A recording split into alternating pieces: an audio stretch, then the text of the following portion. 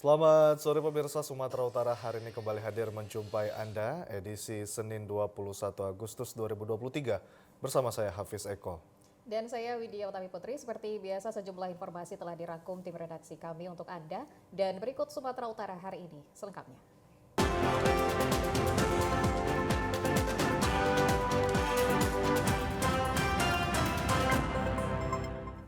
Pemirsa, mantan Bupati Samosir ditahan Kejaksaan Tinggi Sumatera Utara karena terbukti korupsi pembukaan lahan hutan tele yang mengalami kerugian negara mencapai 32,7 miliar rupiah. Tim Pitsus Kejaksaan Tinggi Sumatera Utara melakukan penahanan terhadap mantan Bupati Kabupaten Samosir Mangindar Simbolon di kantor Kejaksaan Tinggi Sumatera Utara Jalan Abdul Haris Nasution, Medan kemarin. Mangindar Simbolon ditahan Kejaksaan Tinggi Sumatera Utara terkait dugaan tindak pidana korupsi izin membuka tanah untuk pemukiman dan pertanian pada kawasan hutan tele Kabupaten Samosir. Adapun lokasi yang menjadi lahan pemukiman dan pertanian adalah Desa Partungko, Naginjang, Kecamatan Harian. Kasus ini mencuat dan berawal dari adanya dugaan ketidaksesuaian syarat yang ditetapkan dalam alih fungsi hutan tele yang dilakukan Mangindar Simbolon saat menjabat Kepala Dinas Kehutanan Toba Samosir tahun 1999 hingga 2005. Terhadap tersangka telah dilakukan upaya pemanggilan sebanyak 3 kali akan tetapi tidak hadir sehingga menimbulkan kekhawatiran tersangka akan melarikan diri, merusak atau menghilangkan barang bukti dan mengulangi tindak pidana. Tanpa perlawanan, Kejaksaan Tinggi Sumatera Utara berhasil menahan tersangka. Terkait permasalahan ini, 3 terdakwa divonis bersalah dan telah menjalani hukumannya. Mangindar Simbolon ditahan selama 20 hari ke depan, terhitung mulai 18 Agustus 2023 hingga 6 September 2023. Kasih Penkum Kejaksaan Tinggi Sumatera Utara Yos Tarigan menjelaskan, dari hasil perhitungan kerugian negara berdasarkan hasil audit dari BPKP, wilayah Sumut terdapat kerugian negara sebesar 32,7 miliar rupiah. Kejaksaan Tinggi Sumatera Utara menahan tersangka MS terkait kasus dugaan korupsi lahan tele, yaitu untuk membuka lahan bagi pemukiman dan pertanian. Terkait kasus ini dapat kami sampaikan bahwa dari hasil perhitungan BPKP Sumatera Utara disimpulkan kerugian negara mencapai 32 miliar lebih. Sumatera Utara menghimbau kepada para daftar pencarian orang agar segera menyerahkan diri karena tidak ada tempat yang aman bagi daftar pencarian orang dimanapun berada. Petugas Satuan Reserse Narkoba Polrestabes Medan kembali menggerebek kawasan Jerman 15 Kecamatan Medan Denai, Kota Medan yang selama ini dikenal sebagai daerah rawan narkoba. Dalam rekaman video terlihat beberapa pria yang mengetahui kedatangan petugas berupaya kabur melarikan diri. Dalam penggerebekan, polisi sempat terlibat aksi kejar-kejaran dengan sejumlah pria yang diketahui merupakan pengguna narkoba. Namun upaya sejumlah pria ini gagal karena polisi berhasil menangkap mereka. 4 pria ditangkap dalam penggerebekan kali ini yang belakangan diketahui merupakan pengguna narkoba. Dari lokasi penggerebekan, polisi menyita sejumlah alat hisap sabu atau bong dan puluhan plastik pembungkus narkotika jenis sabu yang baru selesai digunakan para pelaku. Kanit 2 Narkoba Polrestabes Medan, Ibtu Heriadi menyebut, selain menangkap pelaku narkoba, pihaknya juga mengamankan sejumlah mesin judi yang disimpan pemiliknya di sebuah rumah kosong.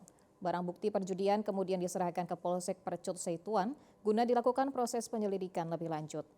Guna memberantas peredaran narkoba di kawasan Jerman 15 ini, Satres Narkoba Polrestabes Medan dalam waktu dekat akan mendirikan posko anti narkoba dengan menempatkan personel kepolisian yang bersiaga selama 24 jam. Kami dari Narkoba Polrestabes Medan melakukan kegiatan BKN di Kampung Jermal 15. Jadi kita amankan ada 4 orang yang indikasi masih diduga penyalahgunaan narkoba, dia menggunakan narkoba. Jadi sekarang kita amankan untuk kita pemeriksaan lebih lanjut. Kawasan Jerman 15 yang digerebek merupakan kawasan paling rawan narkoba yang ada di wilayah hukum Polrestabes Medan. Kawasan ini sudah berulang kali digerebek, namun hingga kini masih terdapat pelaku narkoba yang bertransaksi dan menggunakan narkoba di kawasan ini. 11 orang warga negara asing asal Australia selamat pada kecelakaan kapal laut yang terjadi di perbatasan Nias Utara dengan Aceh Singkil yang terjadi pekan lalu. Ke-11 WNA tersebut merupakan wisatawan yang mengalami kecelakaan laut saat berlayar dari Pelabuhan Lahewa, Nias Utara menuju Pulau Pinang, Kabupaten Aceh Singkil. Akibatnya speedboat yang ditumpangi dihantam ombak sebelum tiba di Pinang Resort. Pencarian terhadap 7 rombongan wisatawan yang alami kecelakaan sempat dilakukan melalui operasi SAR. 6 orang selamat, 4 diantaranya merupakan WNA Australia. Keempat orang WNA tersebut kemudian bergabung dengan 7 WNA Australia yang selamat lebih awal karena berlindung di sebuah pulau saat cuaca buruk menghantam kapal. Sementara itu, 1 orang warga negara Indonesia masih terus dicari keberadaannya. 11 WNA yang melakukan evakuasi mandiri dari Pinang Resort Aceh ke salah satu tepian pantai di Pulau Nias selanjutnya diterbangkan menuju negara asalnya melalui Bandar Udara Binaka Gunung Sitoli. Para WNA itu sudah menyeberang ke Pulau Nias untuk kembali ke negara masing-masing. Infonya siang ini mereka akan terbang ke negara masing-masing. Untuk evakuasinya masih berjalan terhadap WNI yang masih tersisa 1 orang lagi, masih dilakukan pencarian. Kami kemarin menyerahkan semuanya ke pihak pengelola resort yang ada di Pulau Pinang. Kemudian kami tetap melanjutkan pencarian terhadap yang warga negara 1 orang lagi, warga negara Indonesia.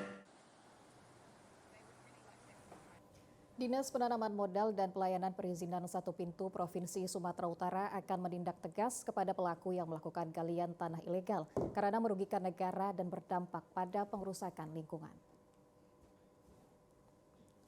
Maraknya lokasi galian ilegal yang ada di seputaran Kecamatan Padang Tualang dan Kecamatan Batang Serangan tentunya menyebabkan potensi buruknya lingkungan dan berdampak pada masyarakat.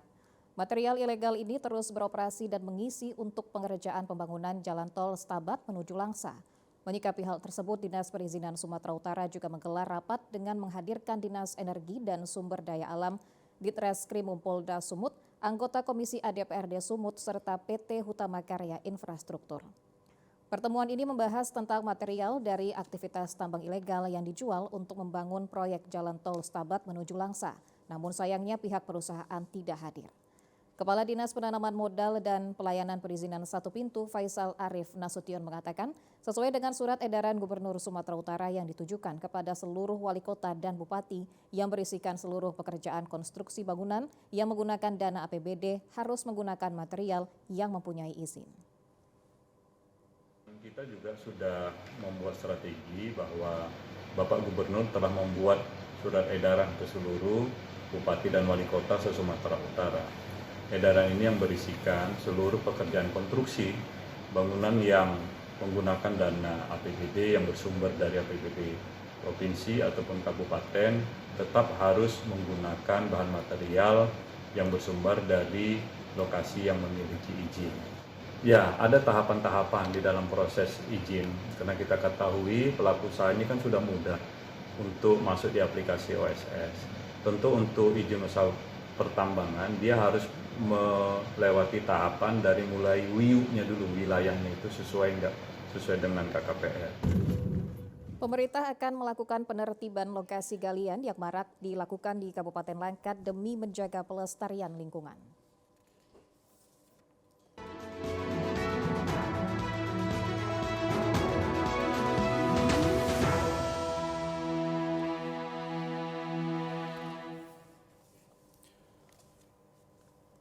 Pemirsa, KPUD Serdang Bedagai telah menetapkan daftar pemilih tetap pada Juni 2023 yang lalu sebanyak 482.433.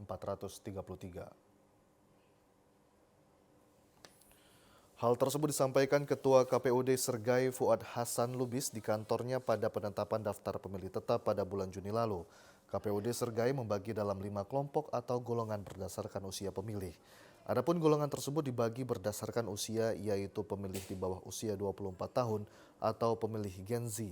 Terdapat 86.927 pemilih. Pemilih di antara usia 24 sampai 39 tahun disebut dengan pemilih milenial sebanyak 162.959 pemilih. Sedangkan pemilih di usia 40 sampai 55 tahun sebanyak 141.027 pemilih. Pemilih di usia 56 sampai 74 tahun sebanyak 82.331 pemilih. Sementara golongan usia di atas 74 tahun sebanyak 9.189 pemilih. Ketua KPUD Sergai Fuad Hasan Lubis menambahkan, dari golongan usia tersebut terdapat penambahan pemilih yang potensi di usia pemilih pemula atau di bawah 24 tahun. Potensi penyumbang pemilih tersebut dari kalangan pelajar atau pemilih pemula, sedangkan potensi penambahan pemilih terdapat pada usia 56 sampai 74 tahun dari para pensiunan TNI dan Polri. Bisa kami sampaikan bahwasanya setelah penetapan daftar pemilih tetap atau DPT di Kabupaten Serdang Bedagai pada tanggal 21 Juni kemarin, kita sudah menetapkan sebanyak 482.433 pemilih, dan komposisinya itu memang bisa kita lihat lebih banyak pemilih kita itu berasal dari umur 24 sampai 39 tahun. Artinya ini adalah pemilih-pemilih generasi milenial yang jumlahnya 162.959 pemilih.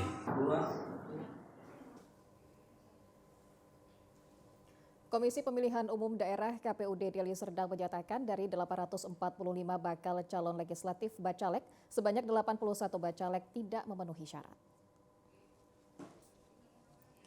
KPUD Deli Serdang telah menutup masa pendaftaran Bacalek yang dilakukan oleh seluruh partai politik peserta pemilu 2024 dan selanjutnya KPUD Deli Serdang telah mengumumkan daftar calon sementara DCS pada rentang waktu 19 hingga 23 Agustus.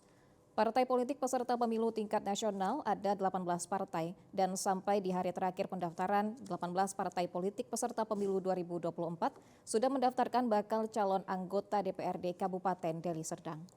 Komisioner KPUD Deli Serdang Divisi Teknis dan Penyelenggaraan Pemilu Ziaul Haq Siregar mengatakan pihak KPUD Deli Serdang sudah menetapkan DCS Bacalek DPRD Kabupaten Deli Serdang pada 18 Agustus dan sudah mengumumkan pada 19 Agustus 2023 di media cetak ataupun media elektronik.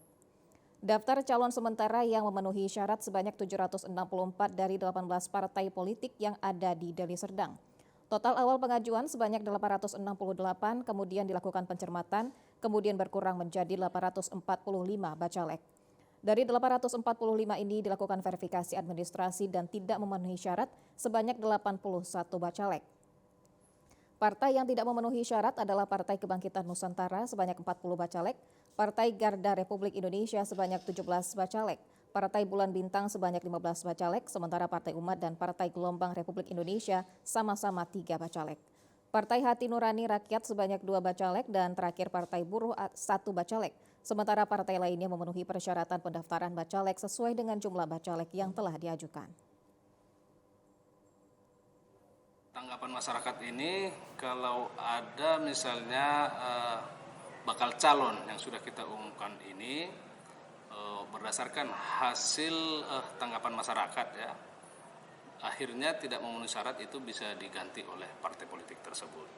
Ketentuan untuk tanggapan masyarakat ini ya, masyarakat boleh langsung ke KPU Kabupaten Deli Serdang, harus membawa identitas, kemudian bukti-bukti ya, misalnya ada dari bakal calon ini yang akan ditanggapi oleh masyarakat tersebut.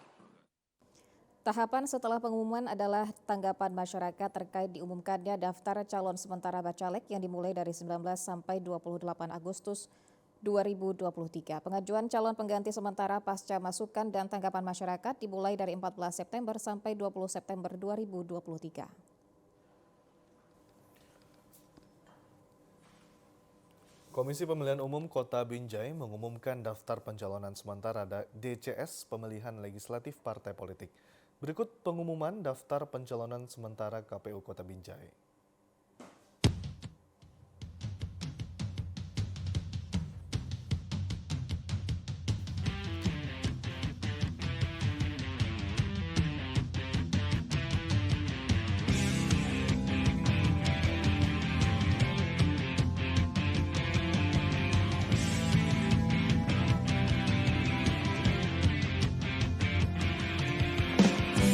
Waktunya untuk gunakan hak pilih.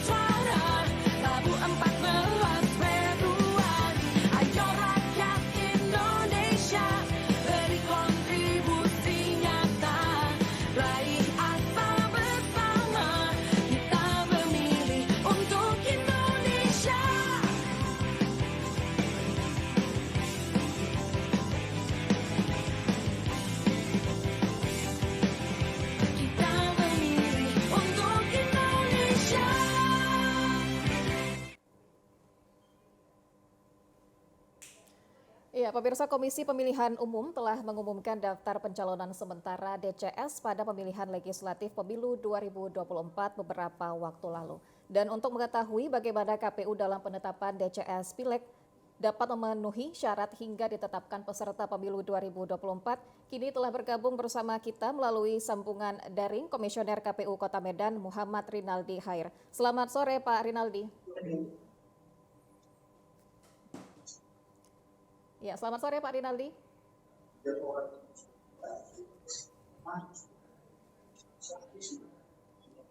Pak Rinaldi.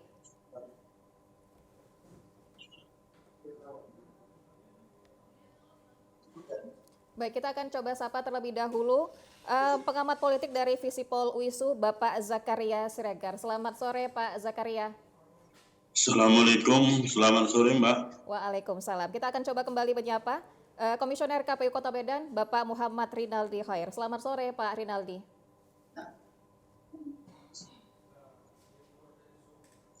Oke, baik. Kita akan coba berdialog terlebih dahulu dengan Pak Zakaria. Pak Zakaria, kita ketahui bahwasannya KPU telah mengumumkan daftar pencalonan sementara DCS pada pemilihan legislatif untuk pemilu 2024. Dari pandangan Anda, Pak Zakaria, melihat penetapan DCS yang sudah dilakukan oleh KPU, seperti apa, Pak Zakaria? Ya, terima kasih. Saya pikir yang pertama bahwa kita mengapresiasi ya bahwa undang-undang, pemerintah dan penyelenggara memberikan ruang ya kepada masyarakat untuk melihat daftar calon sementara yang baru saja diumumkan. Apa yang dilakukan KPU saya pikir itu kan semata-mata memenuhi aturan ya, menjalankan undang-undang dan peraturan KPU tentang pencalonan. Sekarang masanya bahwa masyarakat bisa berpartisipasi ya untuk menyampaikan masukan ataupun pendapat terkait daftar calon sementara yang sudah diumumkan oleh KPU. Saya pikir demikian. Oke, baik.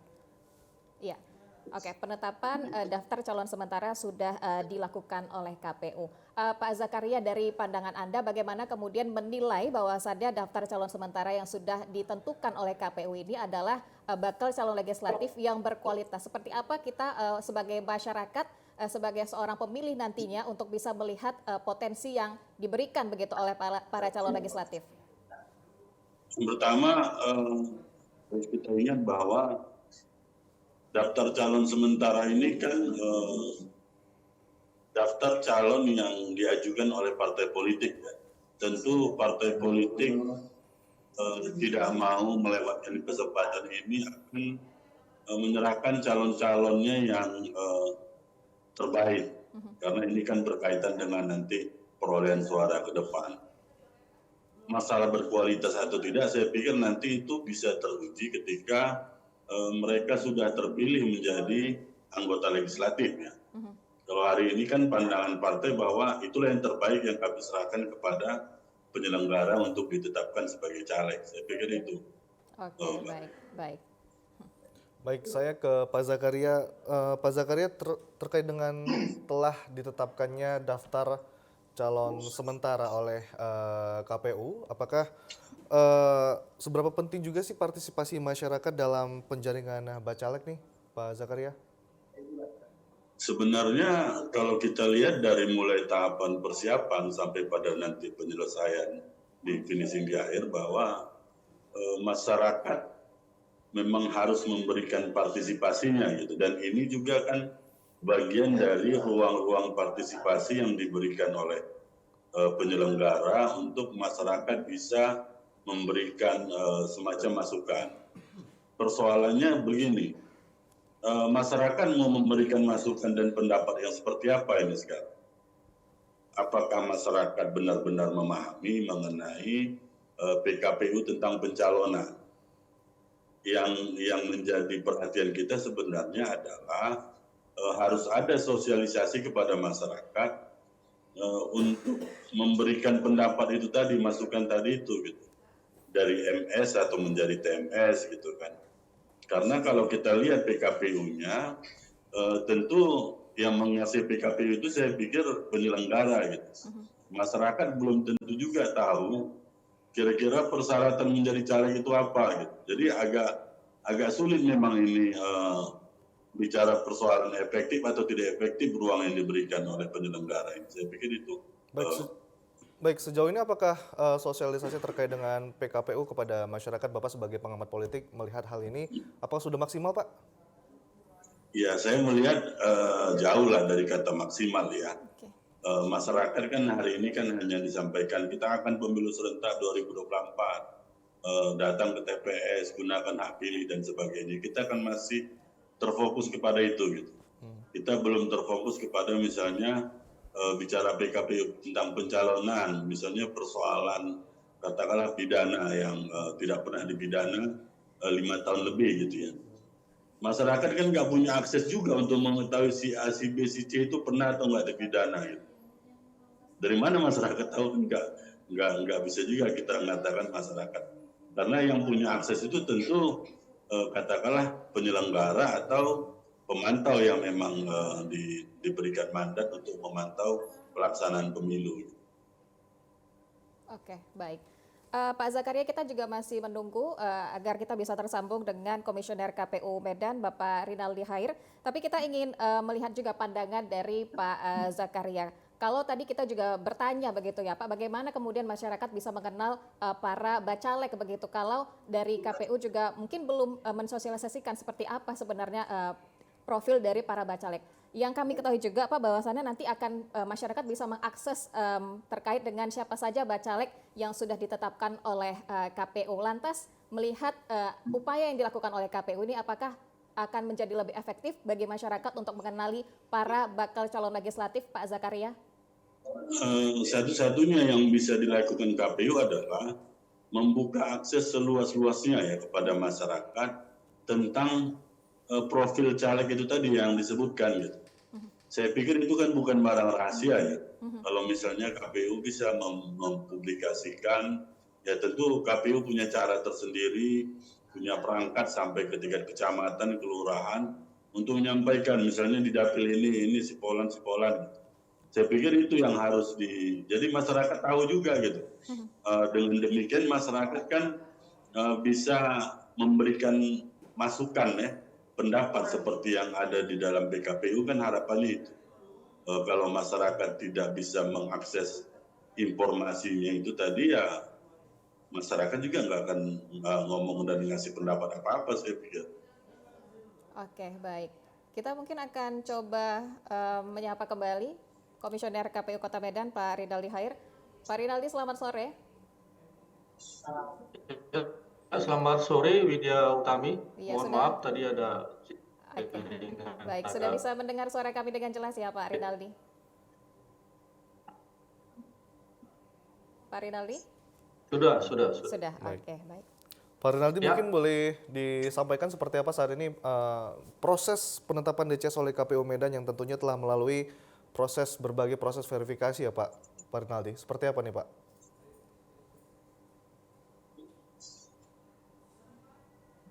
Pak Rinaldi. Ya baik, terima kasih Bung Hafiz Eko. Saya sapa dulu senior saya. Oke, baik. Sepertinya kita ada sedikit gangguan sinyal. Baik, begitu. apa? Oke, silakan Pak Rinaldi.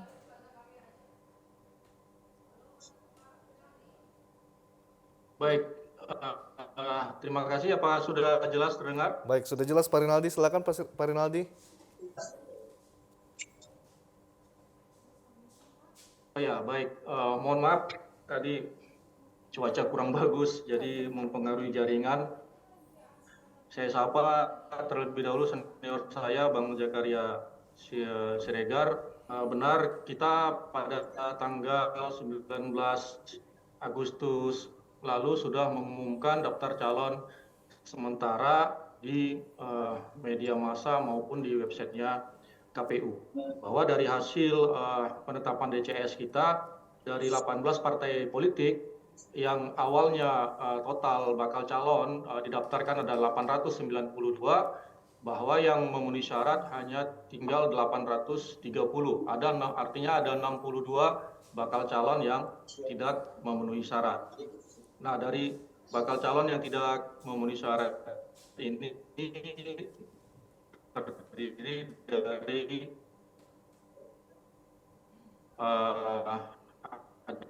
ada di 20-an bakal calon yang TMS sampai PBB maupun 34 bakal calon yang TMS dari Partai Garuda seperti itu. Nah, untuk saat ini kita membuka ruang untuk tanggapan masyarakat.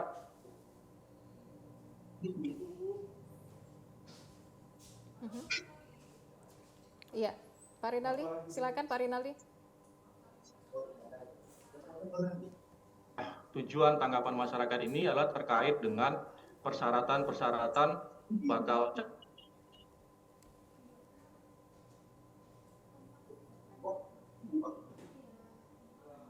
Halo Pak Rinaldi.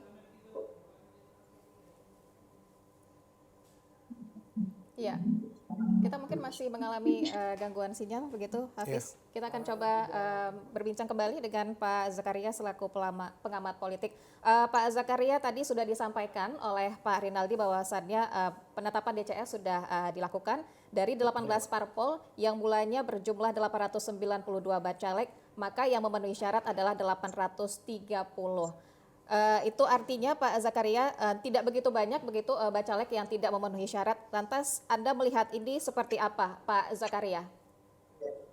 Iya, artinya kan apa yang dilakukan KPU itu kan memverifikasi ya secara administratif bahwa inilah bacalek-bacalek yang istilahnya itu MS ya memenuhi syarat dan ada istilahnya TMS ya tidak memenuhi syarat. Dan hari ini kan gawenya masyarakat untuk menyampaikan yang masukan tadi. Kita kan bicara persoalan partisipasi masyarakat dalam menyampaikan pendapat. Yang perlu juga kita ingat bahwa apapun yang disampaikan masyarakat, ya tentu tidak akan serta-merta juga diterima oleh penyelenggara. Penyelenggara pasti melakukan verifikasi, baik secara administratif maupun faktual ya. Kita kan sebenarnya ingin mendorong penyelenggara. Selain penyelenggara juga sebenarnya organisasi-organisasi yang concern terhadap pemilu dan demokrasi ya, untuk sama-sama juga membantu penyelenggara supaya bisa menghasilkan nanti DCT yang benar-benar valid dan tidak ada masalah lagi gitu. Artinya kalau ada pun persoalan hari ini, sampaikan nanti penyelenggara yang akan memverifikasi apakah nanti itu akan menjadi TMS atau tetap MS, itu nanti kewenangannya ada di penyelenggara. Baik, Pak, terkait dengan telah diumumkan DCS ataupun daftar calon sementara, apakah itu akan meningkatkan partisipasi pemilih Pak dalam tahun ini, tahun depan? Saya pikir persoalan angka partisipasi dengan persoalan jumlah caleg ya tidak begitu berkorelasi ya. Partisipasi ini kan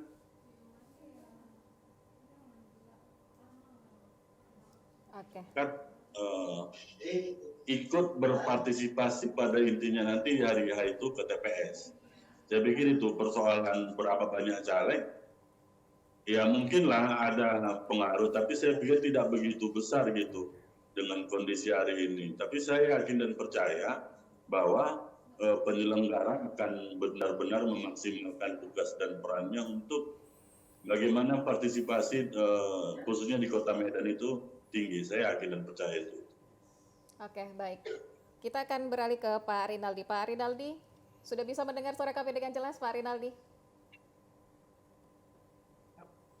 Ya, sudah. Oke, baik. Pak Rinaldi, bagaimana kemudian masyarakat dapat menyampaikan masukan dan tanggapan Pak Rinaldi terhadap DCS yang sudah ditetapkan oleh KPU? Silakan Pak Rinaldi.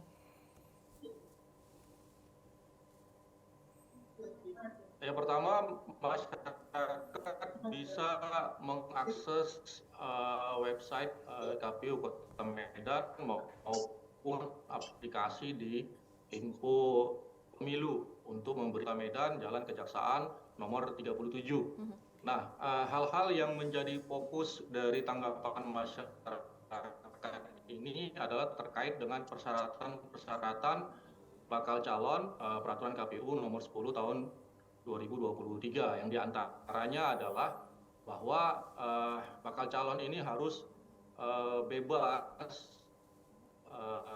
tidak pernah dipidana penjara dengan ancaman 5 tahun kulfa-levis atau narapidana politik, dan antara lain juga bahwa bakal calon ini minimal pendidikannya adalah SMA, minimal SMA, seperti itu.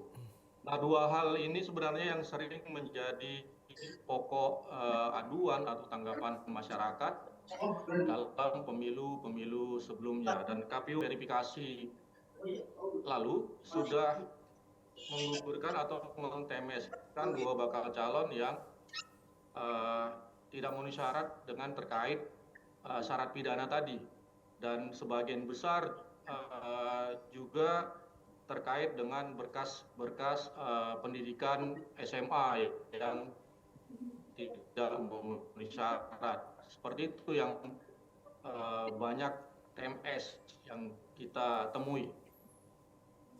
Oke, baik.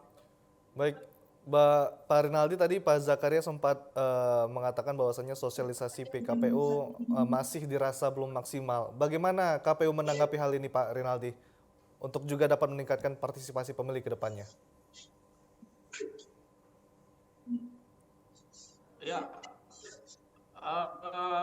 memang bisa dikatakan mal di dalam melakukan sosialisasi, karena memang kita akui bahwa ada keterbatasan anggaran yang dialami KPU sejauh ini, dan keterbatasan anggaran itu membuat kita sangat minim sekali melakukan sosialisasi di kalangan pemilih ataupun masyarakat. Tapi begitupun kita tetap berusaha semaksimal mungkin menggunakan ruang-ruang digital dan sebagainya untuk melakukan sosialisasi kepada masyarakat dan kepada pemilih, seperti itu ya.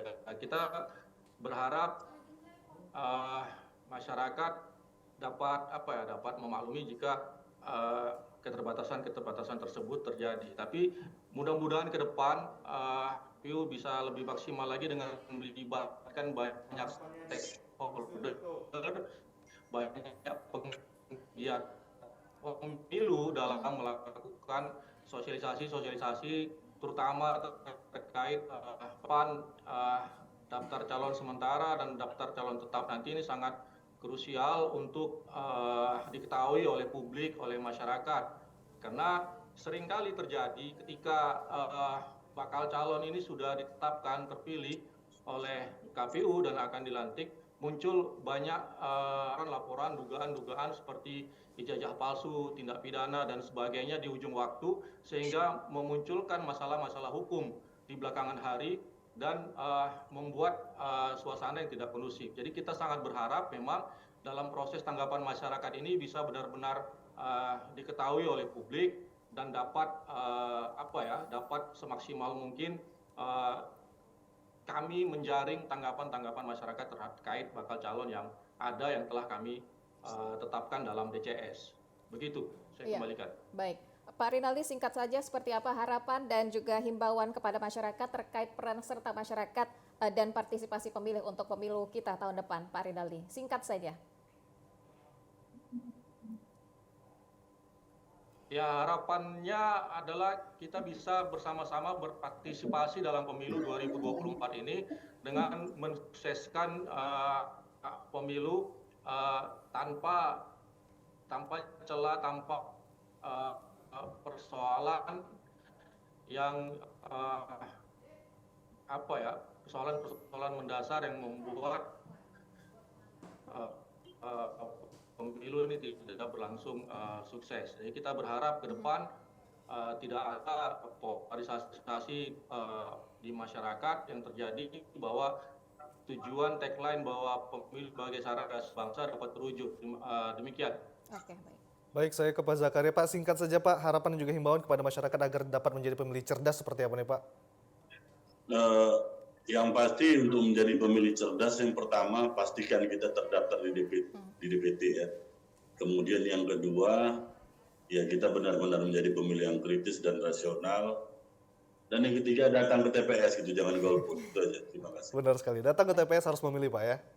Ya, siap. Baik, terima kasih Pak Rinaldi Khair selaku Komisioner KPU Medan dan juga Pak Zakaria Siregar selaku pengamat politik. Sama-sama kita berharap agar nantinya kesuksesan pemilu di tahun mendatang agar dapat menjadi barometer bahwasanya pemilu di Indonesia itu dapat jujur dan juga adil dan juga aman dan juga damai. Terima kasih Bapak-Bapak sekalian. Selamat sore. Terima kasih. Assalamualaikum. Waalaikumsalam. Ya, pemirsa, dan tentunya sejumlah informasi menarik lainnya akan kembali kami hadirkan usai jeda berikut. Tetaplah bersama kami.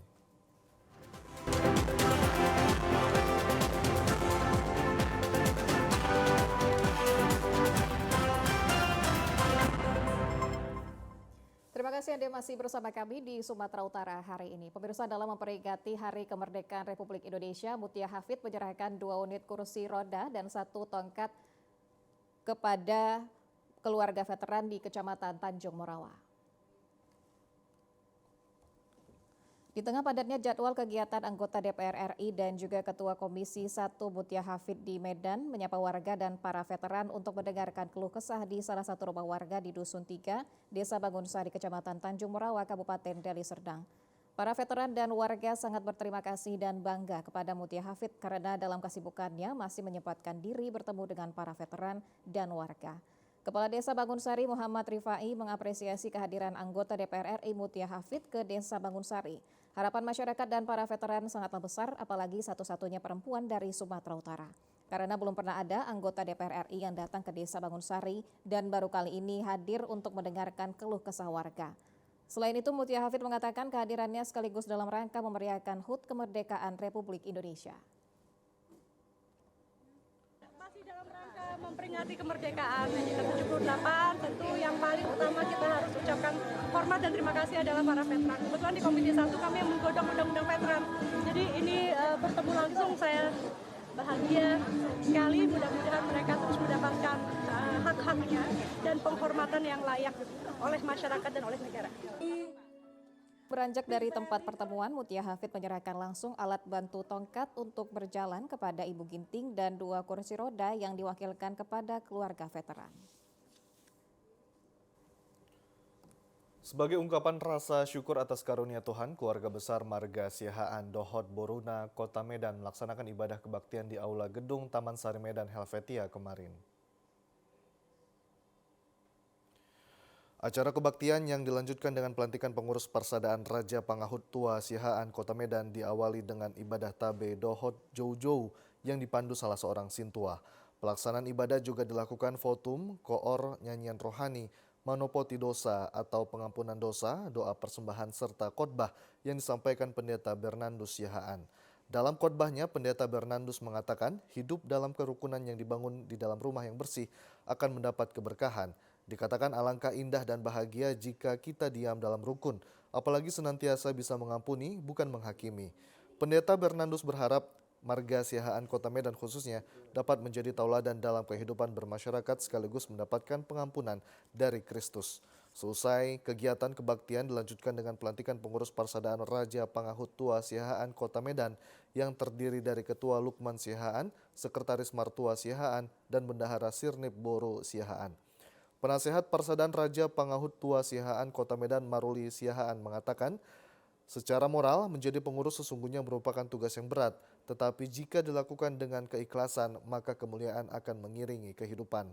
Ia berharap pengurus dapat terus membina kebersamaan karena dengan kebersamaan semua harapan dapat tercapai.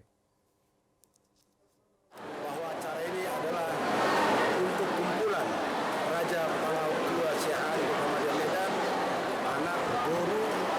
Harapan kita ke depan dengan pertemuan ini semakin solid dan membangun kebersamaan. Yang kedua, mungkin bahwa negara ini kan sudah maju, berarti kita juga harus ikut maju dalam hal program pendidikan untuk anak-anak kita dan harus kita bantu, dan termasuk juga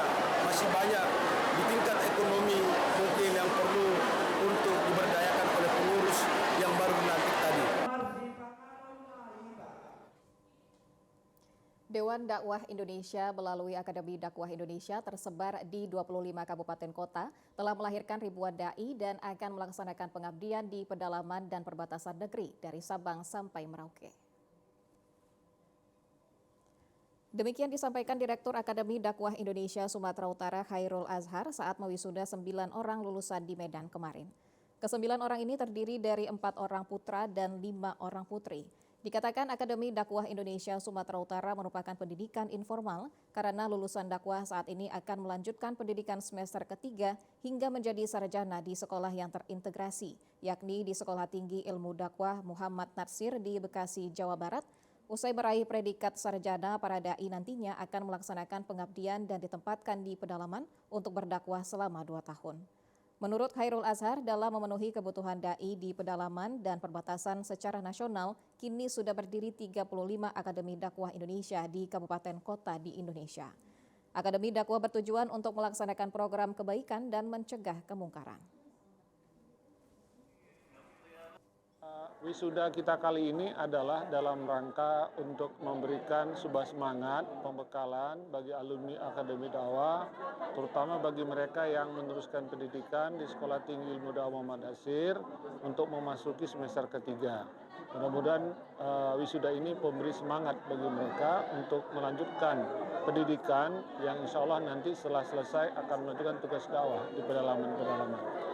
Himbauan kita memang bagi para alumni, baik yang sudah selesai masa pengabdian, teruslah berkarya, karena sesungguhnya dakwah itu ada sepanjang masa kehidupan kita.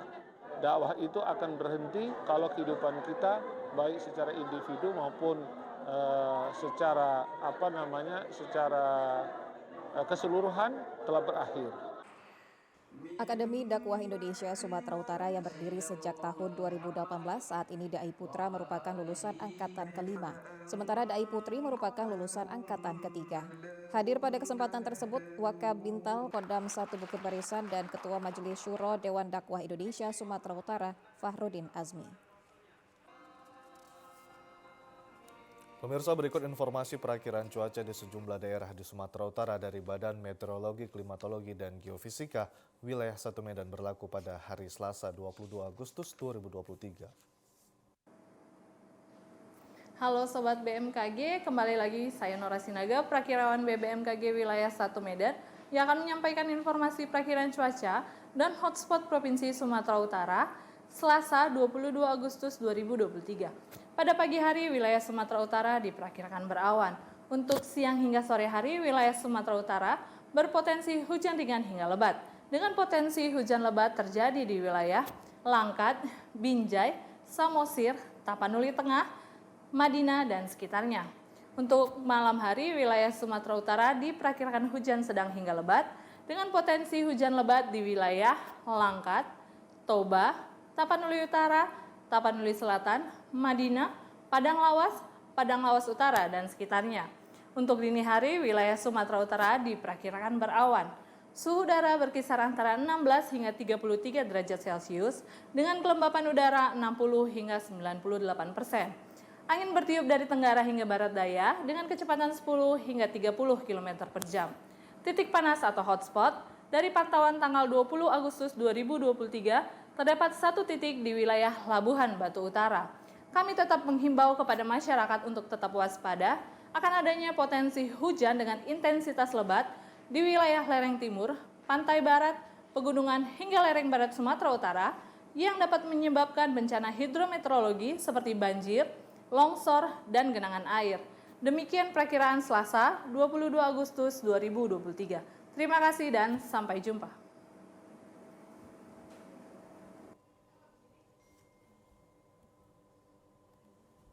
Ya, baik pemirsa, kecelakaan lalu lintas menewaskan 1 orang korban jiwa setelah kendaraan mobil minibus bernomor polisi BK 1855 ABF bertabrakan dengan bus pariwisata bernomor polisi AE 7121 US. Kasat Lantas Polres Toba Ibtu Gunawan Siahaan membenarkan adanya kecelakaan antara mobil minibus dan bus pariwisata yang terjadi pada Minggu sore sekitar pukul 16.30 waktu Indonesia Barat di Jalan Umum Medan menuju Tarutung, tepatnya di Desa Jangga Dolok, Kecamatan Lumban Julu, Kabupaten Toba. Dalam peristiwa tersebut mengakibatkan 1 orang penumpang mobil minibus meninggal dunia saat di RSUD Porsea. Gunawan menjelaskan pada saat kejadian kendaraan mobil minibus yang dikemudikan oleh Robinson yang berpenumpang 5 orang sebelum kejadian datang dari arah Medan menuju Tarutung. Setibanya di lokasi kejadian, kendaraan mobil minibus ingin mendahului kendaraan mobil yang ada di depannya. Bus pariwisata tersebut berpenumpang 40 orang yang datang dari arah berlawanan. 4 orang penumpang lainnya mengalami luka-luka dan dibawa ke RSUD Porsea untuk mendapatkan perawatan medis. Akibat kejadian tersebut, penumpang bus pariwisata dioper ke bus lainnya untuk melanjutkan perjalanan. Sedangkan pengemudi bus pariwisata Jody Lumban Tobing saat ini sudah diamankan di Polres Toba untuk dimintai keterangan lebih lanjut. Baik, tepatnya kejadian tersebut di Jangga. Kejadiannya 1 unit mobil Datsun berwarna putih yang pada saat itu memotong kendaraan yang ada di depannya, sehingga unit tersebut sudah mengambil jalur daripada pemakai kendaraan yang datang dari arah Porsea, sehingga menjadi titik temu dan terjadinya tabrakan pada sisi kanan masing-masing unit. Seorang siswa Bintara Polri dari Polda Bandar Lampung asalnya Selatan meninggal dunia saat menjalani pendidikan dan jenazah korban tiba di kampung halaman usai jalani otopsi. Padahal posisi belum makan. Adven Pratama Telambanua yang baru menjalani pendidikan selama 21 hari ini ditemukan meninggal dunia di dalam lingkungan Sekolah Polisi Negara SPN Lampung beberapa waktu lalu.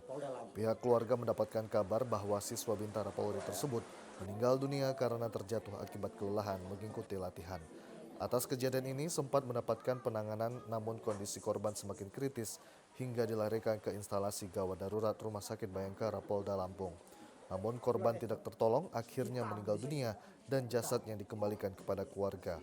Keluarga korban Rahmat Telambanua mengatakan pihak keluarga curiga melihat kondisi jenazah bahwa korban bukan meninggal karena terjatuh, melainkan karena faktor kekerasan yang diduga dilakukan oleh oknum.